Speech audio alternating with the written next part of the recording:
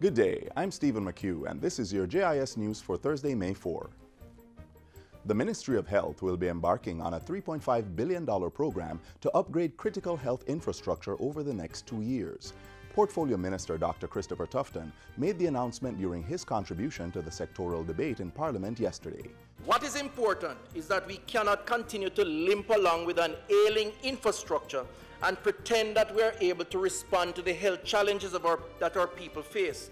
We have to do something about it, and we have to start now, Mr. Speaker. He says most of the money will come from the reserves of the National Health Fund, but says the expenditure will not jeopardize the viability of the NHF.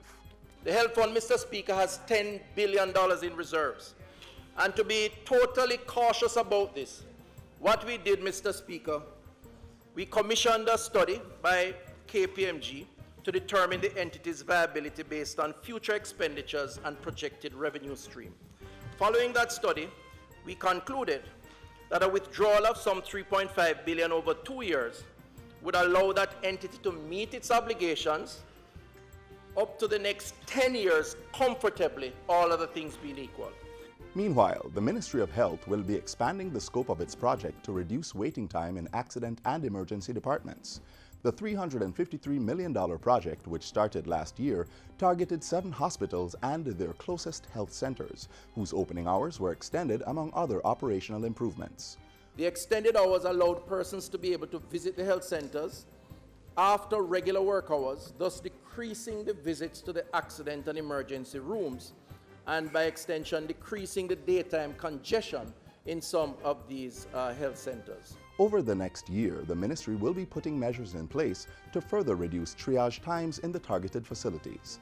An additional 4 hospitals and related health centers will also be targeted for intervention.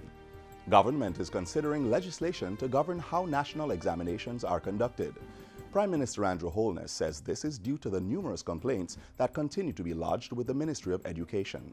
The government has a role and probably should intervene because many of these exams lead to national certification. And we need to be able to verify that they have gone through a process that is standard, that is fair and transparent. The Prime Minister's announcement came during a wrap session with students at the Mona campus of the University of the West Indies on Wednesday. He said a policy on national examinations would first be developed in order to guide the proposed legislation. Education Minister Senator Ruel Reid told the JIS News that more details on the policy would come in September, after which the legislation will be developed. Prime Minister Andrew Holness is now the 18th head of government to be inducted into the University of the West Indies Park of Honor. The park was established in 2005 to honor graduates who have been or are serving as CARICOM heads of government.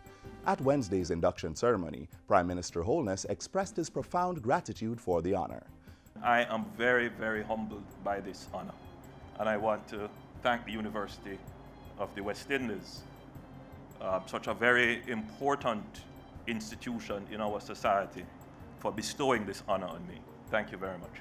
Mr. Holness used the occasion to encourage students to press through financial obstacles to complete their studies. He also shared options being explored by his administration to assist with funding for tertiary education. If we are going to expand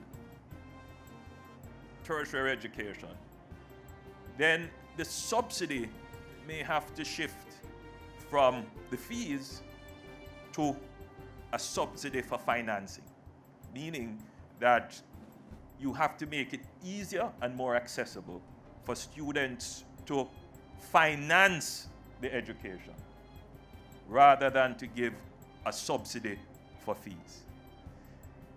It might be not the best model, but it is the model that I believe that could see an expansion in the number of students entering tertiary education.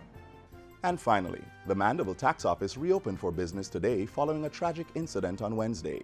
The office was closed to facilitate grief counseling for staff after the death of a female worker who was shot and killed yesterday morning. Tax Administration Jamaica, TAJ, says counseling continues to be provided to ensure the smooth restoration of normal operations at that location. This means that taxpayers can now conduct their usual business transactions. And that's it for JIS News Today. I'm Stephen McHugh. Thanks for watching.